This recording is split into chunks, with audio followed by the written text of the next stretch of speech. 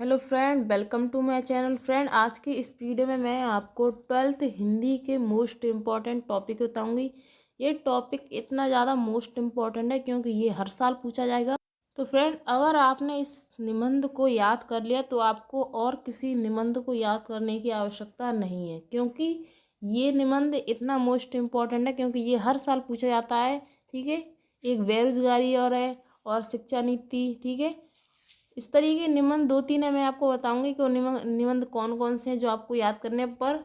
ये जो मैंने आपको बताया नई शिक्षा नीति पर, ये निबंध बहुत ज़्यादा मोस्ट इम्पोर्टेंट है। ठीक है, और आपको इसको अच्छी तरीके से याद कर लेना चाहिए। और मैंने इस निबंध में इतने सिंपल वर्ड का प्रयोग किया है कि ये आपको आसानी से याद हो जाएगा। ठीक है, तो चलिए इस वीडियो शुरू करते हैं। वीडियो शुरू करने से पहले अगर आप मेरे चैनल पर पहली बार हैं तो चैनल को सब्सक्राइब करके नोटिफिकेशन ऑल कर देना। तो चलिए, तो सबसे पहले आपको इस तरीके से परिचय डाल लेना। ठीक है, जैसे मैंने यहाँ पर हेडिंग में डाला है परिचय।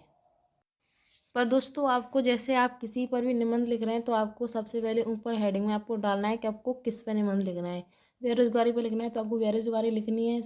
नई शिक्षा नीति पर लिखना है तो आपको नई शिक्षा नीति लिखनी है। ठीक है, तो इसमें डालेंगे परिचय। इसमें लिखेंगे उच्च बुनियादी शिक्षा प्राप्त करना भारतीय संविधान के अनुसार प्रत्येक व्यक्ति का जन्म सिद्ध अधिकार है। ठीक है, खुशी जीवन जीने के लिए एक बच्चे के विकास के शिक्षा बेहतर जरूरी।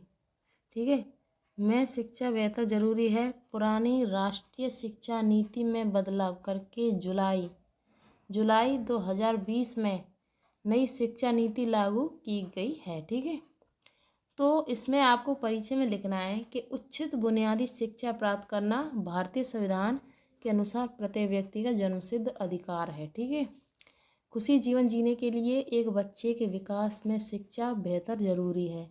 पुरानी राष्ट्रीय शिक्षा नीति में बदलाव करके जुलाई 2020 में नई शिक्षा नीति लागू की गई है। ठीक है, आपको परिचय में केवल इतना लिखना है, फिर आप नीचे हेडिंग डाल के लिखेंगे। तो इस तरीके से आपको परिचय में जैसे मैंने लिखा है आपको सेम वैसे ही लिखना है। ठीक है, फिर नीचे आप हेडिंग डालेंगे नई शिक्षा नीति की आवश्यकताएं, यानी कि जो नई शिक्षा है और नीति उसकी आवश्यकताएं क्या है। ठीक है, तो इसमें आप लिखेंगे इस तरीके से आपको हेडिंग बनानी है। आपको जो को लिखना है जैसे जैसे मैंने लिखना है आपको सेम हेडिंग बनाकर ही लिखना है। फिर लिखेंगे पहले की शिक्षा नीति सीखना तथा उसका परिणाम देने पर आधारित थी। विद्यार्थियों के प्रतिभा का आकलन प्राप्त अंकों के आधार पर होता था। ठीक है, के आधार पर होता था, लेकिन नई शिक्षा नीति एक बहुविषय दृष्टिकोण की प्रासंगिकता पर आधारित है, जिससे विद्यार्थी का सर्वग्राही विकास हो सके। नई शिक्षा नीति एक पाठ्यक्रम है और शिक्षा की संरचना गठन की कल्पना करती है। ठीक है, तो नई शिक्षा नीति में आपको क्या लिखना है, जो आवश्यकता है उसकी, कि पहले की शिक्षा नीति सीखना तथा उसका, जैसे कि पहले में जो शिक्षा सीखते थे वो उनके अंकों पर निर्भर करता था। जैसे कि कोई व्यक्ति है, वो बहुत होशियार है और उसके अंक कम आए हैं तो पहले क्या करते थे कि उसे कमज़ोर मान लिया जाता था कि वो होशियार नहीं है, और जो मतलब कुछ नहीं जानता था उसके नंबर ज़्यादा आ जाते थे तो उसे होशियार मान लिया जाता था। तो पहले समाज में यही होता था कि जो व्यक्ति होशियार है उससे जैसे कि नंबरों पर निर्भर करती थी उनकी जो शिक्षा थी। ठीक है, तो इसमें यही लिखा है। तो यहाँ पे देख सकते हैं कि पहले की शिक्षा। ठीक है, तो यहाँ पर आप देख सकते हैं कि जो मैंने यहाँ पर नई शिक्षा नीति आवश्यकता लिखी है यहाँ पर यही है कि पहले की शिक्षा नीति सीखना तथा उसका परिणाम देने पर आधारित थी। विद्यार्थियों की प्रतिभा का आकलन प्राप्त अंकों के आधार पर होता था, लेकिन नई शिक्षा नीति एक बहुविषयक दृष्टिकोण की प्रासंगिकता पर आधारित है, जिससे विद्यार्थियों का वर्गीय विकास हो सके। नई शिक्षा नीति एक नए पाठ्यक्रम और शिक्षक की संरचना के गठन की कल्पना करती है। ठीक है, अब हम लिखेंगे इसका उद्देश्य, कि इसका उद्देश्य क्या है। ठीक है, आपको उद्देश्य भी तो लिखना है कि इस नई शिक्षा का उद्देश्य क्या है। तो उद्देश्य आपको लिखना है, उद्देश्य की हेडिंग डालनी है आपको। फिर लिखेंगे नई शिक्षा नीति का प्रमुख उद्देश्य एक बच्चे को कुशल बनाना है।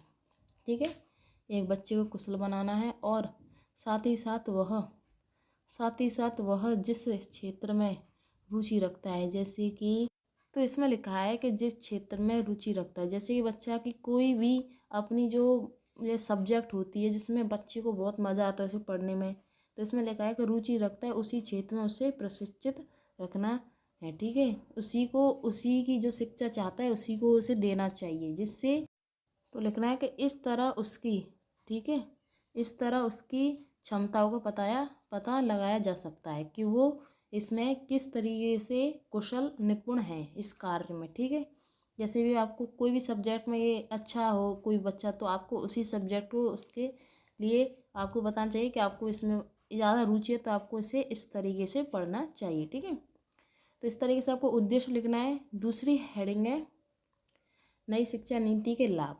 तो इसके आपको लाभ लिखने हैं, क्योंकि क्वेश्चन में आ सकता है कि नई शिक्षा नीति के लाभ लिखिए। ठीक है, इस तरीके से आएगा, तो आपको नंबर वन डाल के आपको लिखना है। ठीक है, आपको 4 या 3 लाभ इस तरीके से आपको वहाँ पर लिख देने हैं बोर्ड एग्जाम में।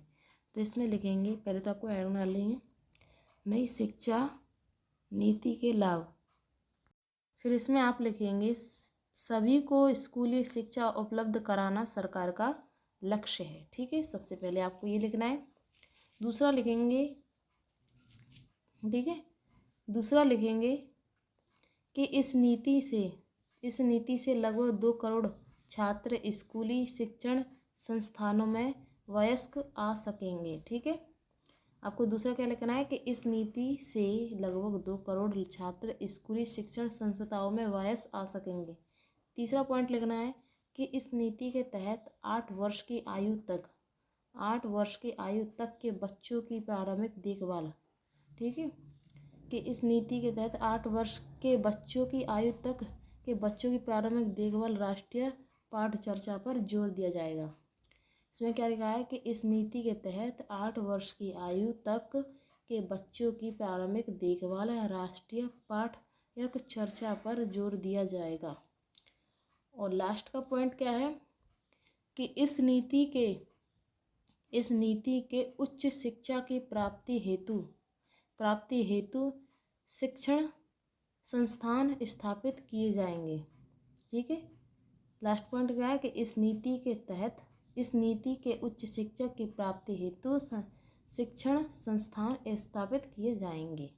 तो जैसे 4 पॉइंट मैंने आप लिखे हैं, आपको 2 या 3 लिख देना है, आपको फुल मार्क्स मिलेंगे। पर आपको जैसे याद हो तो 4 आप लिख सकते हैं। ठीक है, अब यहाँ पर इसके लाभ हैं तो इसकी हानि भी हो सकती है ना। इसके लाभ हैं तो इसकी हानि भी हो सकती है, तो आपको लाभ हानि दोनों पूछ सकते हैं, तो आपको इसकी हानि भी लिखनी है। ठीक है, तो इस तरीके से आपको हेडिंग डालनी है हानि। ठीक है, तो इसमें लिखेंगे कि शैक्षणिक, ठीक है, तो इसमें लिखेंगे शैक्षणिक संस्थानों प्रत्येक विषय के लिए मातृभाषा शुरू करना एक समस्या बन गई है। ठीक है, कि शिक्षण जो स्थान है वहाँ पर प्रत्येक विषय के लिए मातृभाषा शुरू करना एक समस्या से बन गई है, जैसे कोई नई भाषा शुरू करना। ठीक है, दूसरा पॉइंट है इसके अनुसार स्थानक पूरा करने के इच्छुक छात्रों को 4 साल तक अध्ययन करना होता है।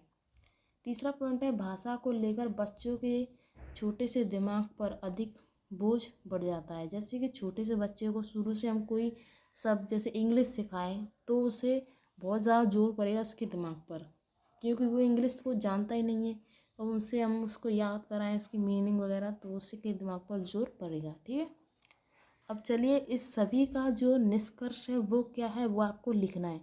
आप निष्कर्ष नहीं लिखेंगे तो आपको फुल मार्क्स नहीं मिलेंगे। ठीक है, तो इस तरीके से आपको निष्कर्ष डालना है। आपको निष्कर्ष 100% डालना है। अगर आपने निष्कर्ष नहीं लिखा तो आपके जितनी भी मेहनत है वो सब बेकार है। ठीक है, निष्कर्ष आपको लिखना है।